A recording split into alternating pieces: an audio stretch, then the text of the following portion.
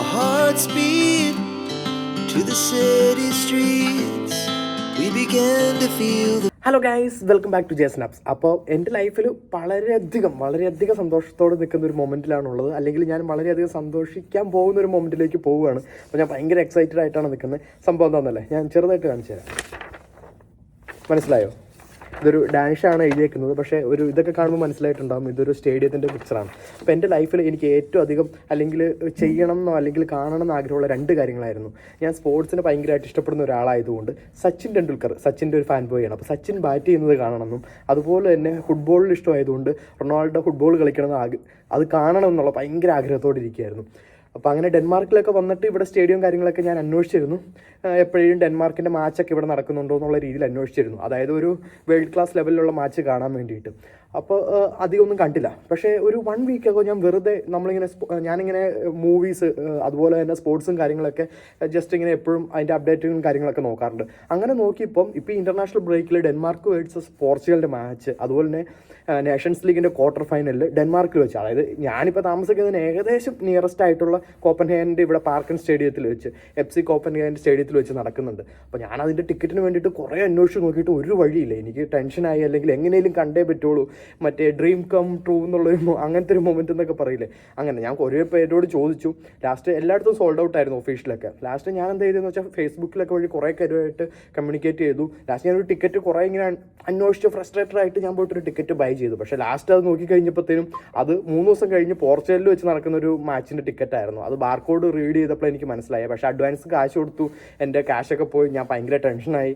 പിന്നെ എങ്ങനെയും കണ്ടേ പറ്റുള്ളൂ എന്നിങ്ങനെ ആഗ്രഹിച്ച് കറക്റ്റ് മാച്ച് ഇന്നാണ്. അപ്പോൾ ഇന്ന് രാവിലെ ഞാൻ കയറിയിട്ട് ഇങ്ങനെ സൈറ്റൊക്കെ നോക്കിയപ്പം ഇങ്ങനെ, പക്ഷേ ഈ കരിഞ്ചന്തയിലൊക്കെ വിൽക്കുന്നതെന്ന് പോലെ പറയാം. അതായത് നല്ല റേറ്റിനാണ് കിട്ടിയത്, എനിക്ക് ഡബിൾ ഇരട്ടി വിലയിലെ കിട്ടിയെന്ന് പറയാം. പക്ഷേ എങ്ങനെയും പോയി മാച്ച് കാണാമെന്നുള്ള പോലെയാണ്. അപ്പോൾ ഏകദേശം ഇവിടുത്തെ 8:45 സമയത്താണ് മാച്ച് വരുന്നത്. ഇപ്പോൾ ഏകദേശം ഒരു 5 മണി 5:30 ആവുന്നു. ഞാൻ ഇറങ്ങി ഒരു 6 മണിയൊക്കെ കഴിയുമ്പോഴത്തേനും അവിടെ ഗ്രൗണ്ടിലെത്തി. പിന്നെ നമ്മൾ അത്യാവശ്യം തിരക്കും കാര്യങ്ങളൊക്കെ ഉള്ളതുകൊണ്ട് ഒരു 1 hour എടുത്ത് മൊത്തത്തിലൊന്ന് കറങ്ങി ഉള്ളിൽ കയറാമെന്നുള്ള പ്ലാനിലാണ് പോകുന്നത്. അപ്പോൾ ഞാൻ നേരെ പോകുന്നു. റൊണാൾഡോ കളിക്കും എന്നാണ് ഞാൻ വിചാരിക്കുന്നത്. കാരണം പുള്ളിയുടെ സ്റ്റാറ്റസ് ഒക്കെ ഇൻസ്റ്റയിൽ നോക്കിയപ്പോൾ പുള്ളി ഡെൻമാർക്കിൽ എത്തിയ പോലെയൊക്കെ ഉണ്ടായിരുന്നു. ഇപ്പോൾ ക്യാപ്റ്റനാണ്. ഓൾമോസ്റ്റ് പുള്ളിന് 1 or 2 year ഒക്കെയാണ് കളിക്കുള്ളൂ എന്നുള്ള വിചാരിക്കുന്നുണ്ട്. അപ്പം അതിനുള്ളിൽ എങ്ങനെയും ഒരു മാച്ച് കാണണമെന്നുണ്ടായിരുന്നു. അപ്പോൾ പോർച്ചുഗൽ ടീമിനെ ഞാൻ പണ്ട് തൊട്ടേ സപ്പോർട്ട് ചെയ്യുന്നതാണ്, റൊണാൾഡോനെ ഇഷ്ടമുള്ളത് കൊണ്ട് തന്നെ. അപ്പോൾ അങ്ങനെ പോർച്ചുഗൽ ടീമിൻ്റെ കളി കാണാൻ പറ്റട്ടെ, അതുപോലെ തന്നെ ഡെൻമാർക്കിൻ്റെ കളി കാണാൻ പറ്റട്ടെ. പ്ലേയേഴ്സിനെയൊക്കെ കുറച്ച് പേരെയൊക്കെ എനിക്കറിയാം, ഹോജ്ലൻഡ് അതുപോലെ തന്നെ ക്രിസ്ത്യൻസ്, അങ്ങനെ കളിക്കുന്ന കുറേ പേരെയൊക്കെ അറിയാം. അപ്പോൾ മാച്ച് കണ്ട് അതിൻ്റെ എക്സ്പീരിയൻസ് ഒക്കെ ആയിട്ട് നിങ്ങളായിട്ട് ഷെയർ ചെയ്യാൻ പോകണം. അപ്പോൾ നമുക്ക് നേരെ ഗ്രൗണ്ടിലോട്ട്. കേസ് അപ്പോൾ അതുപോലെ വീട്ടിൽ നിന്ന് ഇറങ്ങി നേരെ മെട്രോ പിടിച്ചു സെൻട്രൽ സ്റ്റേഷനിൽ പോയി ഒന്ന് മാറി കയറണമായിരുന്നു. ചേഴ്സൊക്കെ ഇട്ട് ഒരുപാട് പേരെ അപ്പം തന്നെ കാണാൻ പറ്റി. കേസ് അങ്ങനെ മെട്രോ ഒക്കെ ഇറങ്ങി സ്റ്റേഡിയത്തിൻ്റെ പുറത്ത് ഓൾമോസ്റ്റ് എത്തുന്നു. അങ്ങോട്ട് നടക്കുന്നു, കുറച്ച് ദൂരമുണ്ട്. നല്ല കാണാൻ ഭംഗിയുള്ള നല്ല പാർക്കിൻ്റെ സൈഡിൽ കൂടിയാണ് പോകുന്നത്. പാർക്കും പ്ലേ ഏരിയയും എല്ലാം കൂടെ ഒരുമിച്ചുണ്ട്. നമ്മൾ ഇതുണ്ടോ, ഈ ഏരിയ ഉണ്ടോ. അപ്പോൾ അങ്ങനെ പോകുന്നുണ്ട്. മിക്കവരും മോസ്റ്റ് ഓഫ് ദി പീപ്പിൾ ഡെൻമാർക്കിൻ്റെ ജേഴ്സി ഇട്ടിട്ട് ആണ് ഇതിൽ പോകുന്നത്. റയറായിട്ട് കുറച്ച് പേര് പോർച്ചുഗലിൻ്റെ ജേഴ്സി ഇട്ടാണ്. ഇനി സ്റ്റേഡിയത്തിന് അങ്ങോട്ട് ചെല്ലുമ്പോൾ ബാക്കി മൊത്തത്തിൽ കാണാൻ പറ്റുമെന്ന് വിചാരിക്കുന്നു. ആക്ച്വലി ഭയങ്കര സന്തോഷത്തിൽ എക്സൈറ്റ്മെൻ്റ് ആയിട്ടാണ് പോകുന്നത്. പിന്നെ ചെറിയ സങ്കടം എന്ന് വെച്ചാൽ ശില്പമില്ല കൂടെ, ഒറ്റയ്ക്കാണ് പോകുന്നത്. സാധാരണ ഞാൻ ഹാപ്പി ആയിട്ട് അല്ലെങ്കിൽ ഭയങ്കര സന്തോഷത്തിൽ എക്സൈറ്റ്മെൻ്റ് ഒക്കെ ആയിട്ട് പോകുന്ന സമയത്ത് ശില്പയും കൂടെ ഉണ്ടായിരുന്നെങ്കിൽ ആഗ്രഹിക്കും. ഇപ്പോൾ പുള്ളിക്കാരിക്ക് സ്പോർട്സ് വലിയ താല്പര്യമില്ല, എന്നാലും കൊണ്ടുപോയാൽ. പക്ഷേ ഇതിപ്പോൾ വർക്ക് കഴിഞ്ഞിട്ട് വന്നിട്ടൊന്നുമില്ല. ഇന്ന് ഓൾമോസ്റ്റ് എന്തായാലും വർക്ക് കഴിഞ്ഞ് വരാൻ ലേറ്റ് ആകുമെന്നുള്ള രീതിയിൽ പറഞ്ഞിരുന്നു. അപ്പം അങ്ങനെ ഞാൻ ഒറ്റയ്ക്കാണ് പോകുന്നത്. ശില്പം കൂടെ ഉണ്ടായിരുന്നെങ്കിൽ അടിപൊളിയായിരുന്നു. ഇപ്പം എന്നോട് വിളിച്ച് ചോദിച്ചുള്ളൂ ഒറ്റയ്ക്ക് പോകുമ്പോൾ ബോർ അടിക്കുമെന്ന്. പക്ഷെ നമ്മൾ മാച്ച് കാണാനല്ലേ പോണേ, ഭയങ്കര എക്സൈറ്റ്മെൻ്റ് ആയിട്ടും. അപ്പോൾ അങ്ങനെ പോയിട്ട് അടിച്ച് പൊളിച്ചിട്ട് വരാം. നല്ല ഭംഗിയുണ്ട് ചുറ്റുമൊക്കെ കാണാൻ. പുറകിൽ സണ്ണും ക്ലൈമറ്റൊക്കെ അടിപൊളി. അപ്പോൾ നേരെ അങ്ങോട്ട് പോയിട്ട് ബാക്കി അകത്തെ വിശേഷങ്ങളുമായിട്ട്. നമ്മൾ ഓൾമോസ്റ്റ് സ്റ്റേഡിയത്തിൻ്റെ കുറച്ചടുത്തായിട്ട് എത്തി. അപ്പോൾ സൈഡിൽ ഒരുപാട് ക്യാമ്പയിനും കാര്യങ്ങളും അതുപോലെ തന്നെ ഇവൻറ്റ്സും കാര്യങ്ങളൊക്കെ നടക്കുന്നുണ്ടെന്ന് തോന്നുന്നു. നല്ല സൗണ്ട് കേൾക്കുന്നുണ്ട്. സാമിനാമിന സോങ് ഒക്കെ കേൾക്കുന്നു. പോയി നോക്കാം.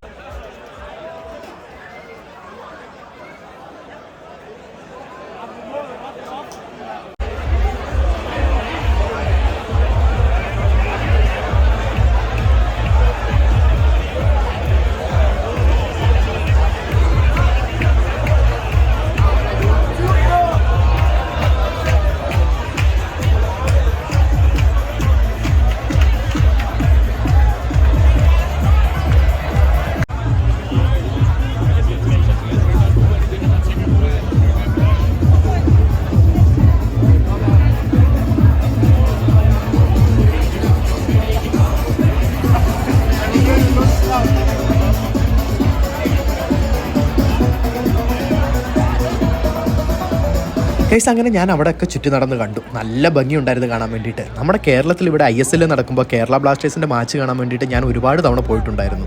അപ്പോൾ അത് വെച്ച് കമ്പയർ ചെയ്യുമ്പോൾ ഒരു ഇൻ്റർനാഷണൽ ലെവലിലുള്ള മാച്ച് എങ്ങനെ കാണണം, അല്ലെങ്കിൽ അത് എങ്ങനെ ആയിരിക്കും എന്ന് അറിയാനുള്ള ഒരു ആകാംക്ഷയും കൂടി എനിക്കുണ്ടായിരുന്നു. ഏറ്റവും വലിയ ആഗ്രഹം ക്രിസ്ത്യാനോ റൊണാൾഡോയുടെ കളി കാണുക, അതുപോലെ തന്നെ പോർച്ചുഗീസ് ടീമിനെ കാണുക എന്ന് പറയുന്നതിനോടൊപ്പം തന്നെ ഈ ഡാനിഷ് കൾച്ചർ എങ്ങനെയാണ്, അല്ലെങ്കിൽ ഒരു ഇവൻറ്റ് എങ്ങനെയാണെന്നൊക്കെ അറിയാനുള്ള ആഗ്രഹവും ഉണ്ടായിരുന്നു.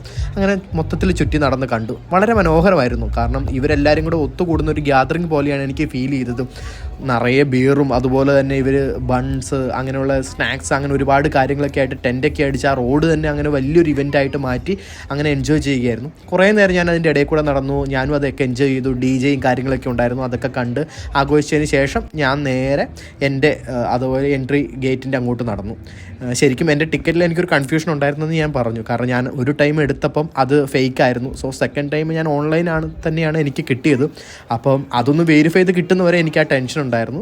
സോ ഞാൻ അങ്ങനെ കുറേ നേരം ക്യൂ ഒക്കെ നിന്ന് കറക്റ്റ് അതിൻ്റെ ഓപ്പൺ ആയ സമയത്ത് ചെന്നു. ആ സ്കാൻ ചെയ്ത് അത് കിട്ടിക്കഴിഞ്ഞ സമയത്ത് എനിക്കെൻ്റെ എനിക്ക് ആശ്വാസം വീണത്. പിന്നെ അങ്ങ് നേരെ ഓടി അങ്ങ് ചെന്ന് കയറി ആ പച്ചപ്പും ചുറ്റും നിറച്ച ചുമന്ന നിറത്തിലുള്ള സീറ്റുകളൊക്കെ കണ്ടു കഴിഞ്ഞപ്പോൾ തന്നെ എൻ്റെ സന്തോഷം കൊണ്ട് എനിക്കൊരു രക്ഷയുണ്ടായിരുന്നില്ല. ഞാൻ അപ്പോൾ തന്നെ ഫോൺ എടുത്ത് കുറേ വീഡിയോസ് എടുത്തു.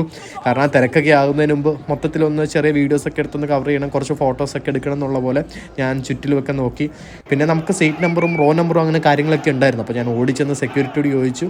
സെക്യൂരിറ്റി പറഞ്ഞപ്പോൾ ഞാൻ ആദ്യം തന്നെ ചെയ്തത്, ഞാൻ ആദ്യം തന്നെ ഫ്രണ്ടോട്ട് പോയിട്ട് ഏറ്റവും ആദ്യത്തെ റോയിൽ, ഫസ്റ്റ് റോയിൽ തന്നെ നമ്മുടെ ഗോൾ പോസ്റ്റിൻ്റെ തൊട്ട് സൈഡിലായിട്ട്, അതായത് നെറ്റ് വെച്ച് നമ്മൾ കാഴ്ച കവറാകാതിരിക്കാൻ വേണ്ടി അതിൻ്റെ തൊട്ട് സൈഡിൽ പോയിരുന്ന് സീറ്റ് ഉറപ്പിച്ചു. ഇത് എവേ ഫാൻ സെക്ഷൻ ആയിരുന്നു. അതായത് പോർച്ചുഗൽ ഫാൻസാണ് അവിടെ മൊത്തം. ഞാൻ സപ്പോർട്ട് ചെയ്യുന്നതും പോർച്ചുഗലിനെയാണ്. ഡെൻമാർക്കിന് ഇഷ്ടമില്ലാത്തതുകൊണ്ടല്ല, നമുക്ക് റൊണാൾഡോനെ അത്രയധികം ഇഷ്ടമുള്ളതുകൊണ്ട്. അപ്പോൾ അങ്ങനെ ഓൾമോസ്റ്റ് അവിടെ മൊത്തത്തിൽ ഫാൻസൊക്കെ നിറഞ്ഞു.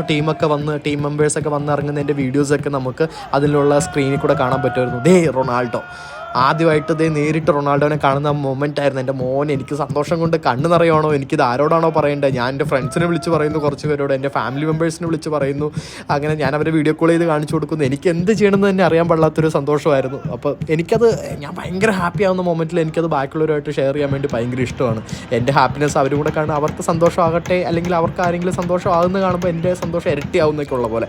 അങ്ങനെ ഞാൻ കുറേ നേരം കുറച്ച് വീഡിയോസൊക്കെ എടുത്തു. ഞാൻ പിന്നെ കുറച്ച് നേരം ഫോൺ എടുത്ത് വെച്ച് എത്രയും ക്ലിയർ ആയിട്ട് നമ്മുടെ നഗ്നനേത്രങ്ങൾ കൊണ്ട് നമുക്ക് കാണുക. ഞാനത് പിന്നെയും, എനിക്ക് ഇതൊരു ഡ്രീം അല്ല, അത് വിശ്വസിക്കാം എന്നൊക്കെ ഉള്ള പോലത്തെ ഒരു മൊമെൻറ്റ്. കാരണം ഞാൻ ഒരിക്കലും വിചാരിച്ചില്ലായിരുന്നു ഇങ്ങനെ പോയിട്ട് റൊണാൾഡോയുടെ മാച്ചൊക്കെ നേരിട്ട് കാണാൻ പറ്റും എന്നൊക്കെ. ഇപ്പോൾ ഡെൻമാർക്കിൽ വരുന്നതിന് മുമ്പ് നമ്മൾ ഇന്ത്യയിലൊക്കെ ഉള്ള സമയത്ത് അല്ലെങ്കിൽ കേരളത്തിലുള്ള സമയത്ത് നമുക്കിതൊന്നും ആലോചിക്കാൻ പറ്റുന്ന കാര്യമല്ലല്ലോ. കാരണം ചിലപ്പോൾ അത് അഫോർഡബിൾ ആകില്ല, അത്രയും ദൂരെ വരാൻ പറ്റുക എന്നൊക്കെ ഉള്ളത്. അങ്ങനെ ആ ഒരു മൊമെൻറ്റ് സാധ്യമായി എന്ന് തന്നെ പറയാം. ശരിക്കും എൻ്റെ ചുറ്റുമുള്ള ഒരു ഭയങ്കര, ഇപ്പോൾ നമ്മുടെ ഈ ട്രാവൽ ഫാൻസ് എന്നൊക്കെ പറയുന്ന പോലെ അത്രയധികം പാഷനേറ്റ് ആയിട്ട് അവർ ആ ഒരു 1.5 hour, ഈവൻ നമ്മുടെ ആ ബ്രേക്ക് ഉൾപ്പെടെ ഒരു 2 hours ഒരു 2 സെക്കൻഡ് പോലും അവർ വെയിറ്റ് ചെയ്തില്ല എന്നുള്ളത്, അല്ലെങ്കിൽ ഒന്ന് സമാധാനമായിട്ടിരുന്നില്ല എന്നുള്ളത്. ഫുൾ ടൈം ടീമിനെ സപ്പോർട്ട് ചെയ്ത് ഭയങ്കരമായിട്ട് ചെയർ ചെയ്ത്, അതുപോലെ തന്നെ വിവാ പോർച്ചുഗൽ എന്നുള്ള പോലെ അങ്ങനെ കുറേ സോങ്സൊക്കെ പാടിയിട്ട് അങ്ങനെ ഭയങ്കര എൻജോയ്മെൻറ്റും കാര്യങ്ങളൊക്കെ ആയിരുന്നു. സോ ഞാനത് ഭയങ്കരമായിട്ട് നമ്മുടെ മാച്ച് എൻജോയ് ചെയ്തു. നമ്മുടെ മാച്ച് സ്റ്റാർട്ട് ചെയ്യുന്ന സമയത്ത് തന്നെ ഫുൾ ലൈറ്റൊക്കെ ഇട്ട് ഒരു ലൈറ്റ് ഷോ പോലെയൊക്കെ തന്നെ ഉണ്ടായിരുന്നു. നല്ല ഭംഗിയായിരുന്നു അത് കാണാൻ വേണ്ടിയിട്ട്. അങ്ങനെയൊന്നും ഞാൻ നിലവിൽ കണ്ടിട്ടുണ്ടായിരുന്നില്ല. നമ്മുടെ കൊച്ചിയിൽ ISL മാച്ചൊക്കെ പോകുന്ന സമയത്ത് നമ്മൾ ഫ്ലാഷ് ലൈറ്റൊക്കെ ഓണാക്കിയിട്ട് പല തരത്തിലുള്ള രീതിയിൽ നമ്മളിങ്ങനെ സെലിബ്രേഷൻസും അതുപോലെ വേവും കാര്യങ്ങളൊക്കെ ഉണ്ടായിരുന്നു. ഇത് നമ്മളൊരു റെഡ് ലൈറ്റും കാര്യങ്ങളൊക്കെ വെച്ചിട്ട് നല്ല ഭംഗിയായിട്ട് അതൊക്കെ അവർ അടിപൊളിയായിട്ട് അത് ഡെക്കറേറ്റൊക്കെ ചെയ്തിട്ടുണ്ടായിരുന്നു. നല്ല ഭംഗിയായിട്ട് നിന്നു. അങ്ങനെ ടീമുകളൊക്കെ പയ്യതേ പുറത്തോട്ട് വന്നു. അവർ ലൈനപ്പ് ചെയ്തു. പിന്നെ 2 ടീമിൻ്റെയും നാഷണൽ ആന്തംസൊക്കെ ഉണ്ടായിരുന്നു. അപ്പോൾ ഓരോ ടീമിൻ്റെയും നാഷണൽ ആന്തം വരുന്ന സമയത്ത് ഫാൻസ് വളരെയധികം ഇങ്ങനെ സപ്പോർട്ട് ചെയ്ത്, അല്ലെങ്കിൽ ഭയങ്കരമായിട്ട് സോങ് ഒക്കെ പാടി ചീർ ചെയ്യുന്നുണ്ടായിരുന്നു. നമ്മുടെ സ്റ്റേഡിയത്തിൻ്റെ ഇത് ഓപ്പോസിറ്റ് നോക്കിയാലും അറിയാം, അത് ഒരു ആനിമേ ക്യാരക്ടർ പോലെ, അത് ഡെൻമാർക്കിൻ്റെ സപ്പോർട്ട് ചെയ്യുന്ന ഫാൻസാണുള്ളത്. ഇപ്പോൾ ഹോം ഫാൻസ് ഡെൻമാർക്ക് ആയതുകൊണ്ട് തന്നെ 2 സൈഡിലും, അതുപോലെ തന്നെ എൻ്റെ ഓപ്പോസിറ്റ് സൈഡിലും ഡെൻമാർക്ക് ഫാൻസാണ് ഉണ്ടായിരുന്നത്. ഒരു സൈഡ് മാത്രമാണ് എവേ ഫാൻസ് ആയിട്ടുള്ള പോർച്ചുഗലിനുണ്ടായിരുന്നത്. ശരിക്കും ഈ പോർച്ചുഗൽ ഫാൻസ്, അതായത് എവേ ഫാൻസിൻ്റെ അവിടെ തന്നെ കുറച്ച് പേര് ഡെൻമാർക്ക് ടിക്കറ്റൊക്കെ കിട്ടി വന്നവരായിരിക്കും ഡെൻമാർക്കിൻ്റെ. പക്ഷേ ഈ ഫാൻസ് അങ്ങോട്ടും ഇങ്ങോട്ടും പറയുന്നുണ്ടായിരുന്നു, കാരണം ഇവിടെ ഒരു ഇഷ്യൂവും കാര്യങ്ങളൊന്നും വരാതിരിക്കാൻ വേണ്ടി. കാരണം ഇതിൻ്റെ ഇടയിലിരുന്ന് ഡെൻമാർക്കിനെ സപ്പോർട്ട് ചെയ്യുമ്പം ഇതുവർ ട്രാവൽ ഫാൻസ് അതുപോലെ തന്നെ ഭയങ്കര ഫാഷനേറ്റ് ആയിട്ട് നിൽക്കുമ്പോൾ അങ്ങനെ ഇഷ്യൂസൊക്കെ ഉണ്ടാകാനുള്ള ചാൻസ് ഉള്ളതുകൊണ്ട് മോസ്റ്റ്ലി സെക്യൂരിറ്റീസൊക്കെ അവരെ മാറ്റി അപ്പുറത്തോട്ട് വിടുന്നുണ്ടായിരുന്നു. സോ ഞാനങ്ങനെ കാത്തിരുന്നത് റൊണാൾഡോ കളിക്കാൻ ഇറങ്ങി. ടീം ഫസ്റ്റ് സ്റ്റാർട്ട് ചെയ്തു. ഞാൻ ഈ പോസ്റ്റിൻ്റെ തൊട്ടടുത്ത് വന്നിരിക്കാനുള്ള സാധനം എന്ന് വെച്ചാൽ എന്തായാലും റൊണാൾഡോ ഫോർവേഡായിട്ടാണ് കളിക്കുന്നത്. അപ്പോൾ എനിക്കത് നേരിട്ട് അല്ലെങ്കിൽ ഒരു ഗോൾ അടിക്കുന്ന ഒരു മൊമെൻറ്റോ അല്ലെങ്കിൽ അറ്റാക്ക് ചെയ്ത് ഇങ്ങോട്ട് കളിക്കുമ്പോൾ എൻ്റെ തൊട്ടടുത്ത് വരും എന്നുള്ളൊരു ഉറപ്പ് എനിക്കുണ്ടായിരുന്നു. പക്ഷേ ഫസ്റ്റ് സ്റ്റാർട്ട് ചെയ്തപ്പോൾ തന്നെ പോർച്ചുഗൽ എൻ്റെ സൈഡിൽ നിന്ന് അപ്പുറത്തോട്ടാണ് കളിച്ചുകൊണ്ടിരുന്നത്. പക്ഷേ ഡെൻമാർക്കായിരുന്നു കൂടുതൽ നന്നായിട്ട് കളിച്ചുകൊണ്ടിരുന്നത്. അപ്പോൾ ആ ഒരു സമയത്ത് തന്നെ അവർ കോർണേഴ്സൊക്കെ എടുക്കുമ്പോഴും റൊണാൾഡോ എന്തായാലും പോസ്റ്റിലോ സെക്കൻഡ് പോസ്റ്റിലൊക്കെ വന്ന് ഡിഫെൻഡ് ചെയ്യാൻ വരാറെന്ന് കാണാറുണ്ട്, അല്ലെങ്കിൽ അങ്ങോട്ട് വരുന്നത്. സോ അങ്ങനത്തെ കുറേ മൊമെൻറ്റിൽ എനിക്ക് റൊണാൾഡോനെ അടുത്ത് കാണാനുള്ള ചാൻസ് ഉണ്ടായി.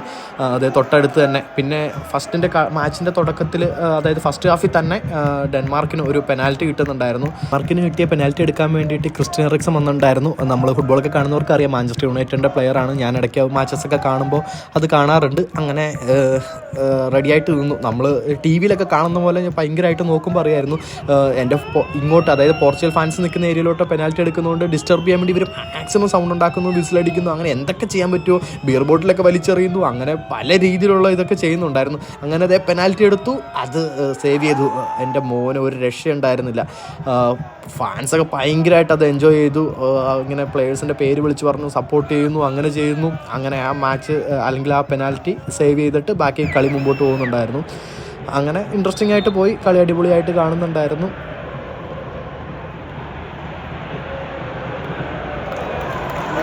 അങ്ങനെ മാച്ചിൻ്റെ ഹാഫ് ടൈം ആയ സമയത്ത് പ്ലേയേഴ്സൊക്കെ ഇതേ നേരെ വന്നിറങ്ങിയിട്ട് അതുപോലെ തന്നെ ഡ്രസ്സിംഗ് റൂമിലോട്ട് പോകുന്നുണ്ടായിരുന്നു. 0-0 തന്നെയായിരുന്നു ഫസ്റ്റ് ഹാഫിലുണ്ടായിരുന്നത്. സെക്കൻഡ് ഹാഫിലും കളി അതുപോലെ തന്നെ ഡെൻമാർക്ക് തന്നെയായിരുന്നു മോസ്റ്റ്ലി ഡോമിനേറ്റ് ചെയ്ത് കളിച്ചുകൊണ്ടിരുന്നത്. പോർച്ചുഗലിന് അധികം ചാൻസസ് ഒന്നും കിട്ടുന്നുണ്ടായിരുന്നില്ല. എസ്പെഷ്യലി ഞാൻ വിചാരിച്ച പോലെ ഒരു മാച്ച് ആയിരുന്നില്ല നടന്നത്. ഞാൻ ഒരു പോർച്ചുഗലൊക്കെ ഒരു 2-0 ജയിക്കും എന്നുള്ള രീതിയിലായിരുന്നു മാച്ചിന് പോയിട്ടുണ്ടായിരുന്നത്. അത്ര നല്ല ടീമുണ്ട്. പക്ഷേ ഇൻഡിവിജ്വലി ബ്രില്യൻ പ്ലേയേഴ്സ് ആണെങ്കിലും അതുപോലെ തന്നെ ടീമായിട്ട് കളിക്കുമ്പോൾ പോർച്ചുഗലിന് അത്ര നന്നായിട്ട് കളിക്കാൻ പറ്റാറുണ്ടാവില്ല മിക്കപ്പോഴും. അങ്ങനെ ഞാൻ മോസ്റ്റ്ലി കാണാൻ പ്രതീക്ഷിച്ച പോലെ ഒന്നും വന്നിട്ടുണ്ടായില്ല എന്ന് പറയുമ്പോൾ തന്നെ റൊണാൾഡോയ്ക്ക് അധികം ഓപ്പർച്യൂണിറ്റീസ് ഒന്നും ഉണ്ടായിരുന്നില്ല. 1-2 ചെറിയ ചാൻസ് കിട്ടി, അതുപോലെ ഹെഡിങ് ചാൻസ് എന്നൊക്കെ കിട്ടിയെന്നല്ലാതെ ഷൂട്ടിംഗ് ചാൻസ് ഒന്നും ഉണ്ടായിരുന്നില്ല. അപ്പം അത് ഒരു സങ്കടകരമായിട്ടുള്ള കാര്യമായിരുന്നു. പക്ഷേ എൻ്റെ തൊട്ടടുത്ത് കാണാൻ പറ്റിയെന്നുള്ള വളരെ സന്തോഷകരമായിട്ടുള്ള നിമിഷം. അങ്ങനത്തെ കുറേ മൊമെൻറ്റ്സ് ഉണ്ടായിരുന്നു. ഞാനതിങ്ങനെ കൺകുളർക്കെ കണ്ടു എന്ന് തന്നെ വേണമെങ്കിൽ പറയാം. അപ്പോൾ അങ്ങനെ മാച്ചും കാര്യങ്ങളൊക്കെ കണ്ട് അതിൻ്റെ സന്തോഷത്തോടെ മുമ്പോട്ട് പോയി. അങ്ങനെ എൻ്റെ സ്വപ്നങ്ങൾക്ക് എതിരെ എന്നുള്ള രീതിയിൽ ഇതേ ഫസ്റ്റ് ഗോൾ ഡെൻമാർക്ക് അടിച്ചു. ഏകദേശം ഒരു 70 മിനിറ്റൊക്കെ കഴിഞ്ഞപ്പോഴാണ് ഗോൾ അടിച്ചതെന്നാണ് എനിക്ക് തോന്നുന്നത്. അത് നമ്മുടെ ഹോജ്ലൻഡാണ് അടിച്ച, മാഞ്ചസ്റ്റർ യുണൈറ്റഡിന് വേണ്ടി കളിക്കുന്ന ഡെൻമാർക്കിൻ്റെ യുവതാരം. അങ്ങനെ ഗോൾ അടിച്ച ഉടനെ തന്നെ പുള്ളി നേരെ പോയിട്ട് നമ്മുടെ സെലിബ്രേഷൻ ചെയ്തു. അത് ക്രിസ്ത്യാനോ റൊണാൾഡോൻ്റെ വേൾഡ് ഫേമസ് സെലിബ്രേഷൻ ചെയ്തു. അത് ഭയങ്കരധികം ചർച്ച ചെയ്യുക. റൊണാൾഡോയുടെ മുമ്പിൽ തന്നെ, അതായത് ഡെൻമാർക്കിൽ വെച്ചിട്ട് ആ സെലിബ്രേഷൻ ചെയ്യുക. പക്ഷേ അത് പുള്ളി ഭയങ്കരമായിട്ടുള്ള റൊണാൾഡോ ഫാനാണെന്നുള്ള രീതിയിലൊക്കെ മുമ്പത്തെ കാര്യങ്ങളൊക്കെ അറിയാൻ പറ്റുമായിരുന്നു. മോസ്റ്റ് ഓഫ് ദ യങ്സ്റ്റേഴ്സും അതുപോലെ തന്നെ ഫോർവേഡ്സൊക്കെ റൊണാൾഡോ ഫാനാണ്. അപ്പോൾ അവർ ഇൻസ്പയർഡ് ആയിട്ടുള്ള നെക്സ്റ്റ് ജനറേഷൻ അല്ലെങ്കിൽ ന്യൂ ജനറേഷൻ പ്ലേയേഴ്സ് ആണല്ലോ. അപ്പോൾ അങ്ങനെ അതിൽ ഇൻസ്പയർ ആയിട്ടുകൊണ്ടാണ് ചെയ്തത്. പക്ഷേ റൊണാൾഡോയുടെ ഫ്രണ്ടിൽ അത് ചെയ്തപ്പോൾ പുള്ളിക്കത് ഭയങ്കര ഒരു പ്രൗഡ് ഫീൽ ആയിരിക്കും. അങ്ങനെ മാച്ചൊക്കെ കഴിഞ്ഞു. റൊണാൾഡോ അല്ലെങ്കിൽ പോർച്ചുഗൽ 1-0 തോറ്റു. ഇനി സെക്കൻഡ് ലെഗ് ഉണ്ട് 3 ദിവസം കഴിയുമ്പോൾ പോർച്ചുഗലിൽ വെച്ച്, ലിസ്ബണിൽ വെച്ചിട്ട്. സോ അതിൽ പോർച്ചുഗൽ ജയിക്കുമെന്ന് വിചാരിക്കുന്നു. അങ്ങനെ മാച്ചൊക്കെ കഴിഞ്ഞു, പ്ലേയേഴ്സൊക്കെ തിരിച്ചു പോകുന്നു. റൊണാൾഡോ ആദ്യം തന്നെ തിരിച്ചു പോയി, സ്വാഭാവികം. അങ്ങനെ അതേ ബ്രൂണോ ഫെർണാണ്ടസ് ഉണ്ട്, ബെർണാഡോ സിൽവ ഉണ്ട്, വിറ്റീഞ്ഞ ഉണ്ട്. അങ്ങനെ പ്ലേയേഴ്സ് എല്ലാം ക്ലാപ്പ് ചെയ്യുന്നു. പക്ഷേ ഫാൻസ്, എൻ്റെ ചുറ്റും നിൽക്കുന്ന ഫാൻസൊക്കെ ഭയങ്കര ചീത്ത വിളിയായിരുന്നു. നിങ്ങൾ എന്ത് കളിയാണ് കളിക്കുന്നത്, പറ്റില്ലെങ്കിൽ നിർത്തിയിട്ട് പൊക്കൂടെ എന്നുള്ള പോലെയൊക്കെ. എൻ്റെ കുറച്ച് പേര് എന്നെ പോർച്ചുഗീസ് പഠിപ്പിക്കുന്നുണ്ടായിരുന്നു. അതായത് ഇങ്ങനെ പറ എന്നുള്ള പോലെ. ഞാൻ ചോദിച്ചാൽ അതിൻ്റെ മീനിങ് എന്താണെന്ന് പോർച്ചുഗീസ് ചോദിച്ചപ്പോൾ അവർ പറഞ്ഞു പറ്റില്ലെങ്കിൽ പൊക്കോ, അല്ലെങ്കിൽ നോട്ട് ബാഡ് എന്നുള്ള വേർഡ്സൊക്കെയാണ് പോർച്ചുഗീസിൽ. അത് ഉറക്കെ വിളിച്ച് പറയാമെന്നൊക്കെ എന്നോട് അവർ പറയുന്നുണ്ടായിരുന്നു. അങ്ങനെ കുറച്ച് വേർഡ്സൊക്കെ അവരെന്നെ പഠിപ്പിച്ച് അങ്ങനെ മാച്ച് അധികം നന്നായിട്ട് കണ്ട് എൻജോയ് ചെയ്ത് നേരെ പുറത്തോട്ടിറങ്ങി. അങ്ങനെ പുറത്തോട്ടിറങ്ങി ഓൾമോസ്റ്റ് 11 മണിയൊക്കെ കഴിഞ്ഞിരുന്നു. അങ്ങനെ എത്രയും പെട്ടെന്ന് മെട്രോ പിടിച്ച് വീട്ടിലോട്ട് പോകാനുള്ള ഇതിൽ ഞാൻ നേരെ വെച്ച് പിടിച്ചു. ഗെയ്സ് അങ്ങനെ മത്സരം കഴിഞ്ഞു. പോർച്ചുഗലിനെ സപ്പോർട്ട് ചെയ്യാൻ പോയിട്ട് പോർച്ചുഗൽ തോറ്റു. അങ്ങനെ ഡെൻമാർക്കിൽ വന്നിട്ട് ഡെൻമാർക്ക് ജയിച്ചു. 1-0 വരുന്ന ഗെയിം. അപ്പോൾ അതൊക്കെ കഴിഞ്ഞ് നേരെ മെട്രോ പിടിക്കാൻ പോട്ടെ. ബാക്കി വിശേഷങ്ങളൊക്കെ വഴിയെ പറയാം.